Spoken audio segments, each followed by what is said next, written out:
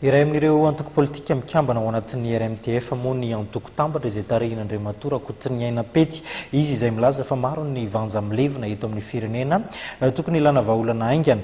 Miantso ihany koa ny mpitondra ankehitriny haingana hafa ity antoko politika ity.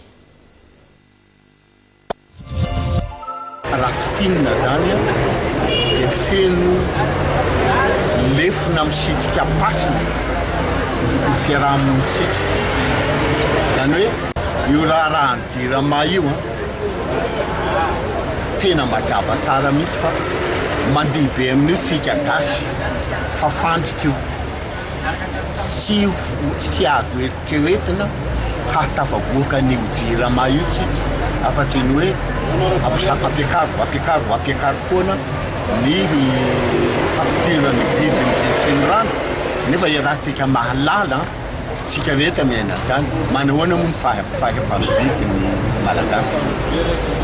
Mbola lefina misitrika pasina anankiray ihany koa ny tsy fivoahan'ny lalàna mazava tsara mikasika ny fitantanana ny arena kibon-tany minina zany.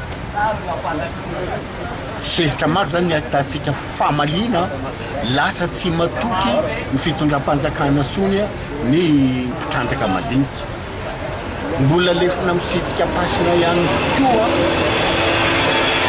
ity lalàna momba ny fanehoan-kevitra izay ohatrany hoe tompony ato tompondraha ny mpanao gazety fa mazava tsara fa ny malagasy rehetra na ny mpanao politika na ny société civile na ny olo-tsotra dia manana hanana fahasahiranana ngeza be mikasika an'io lalàna io.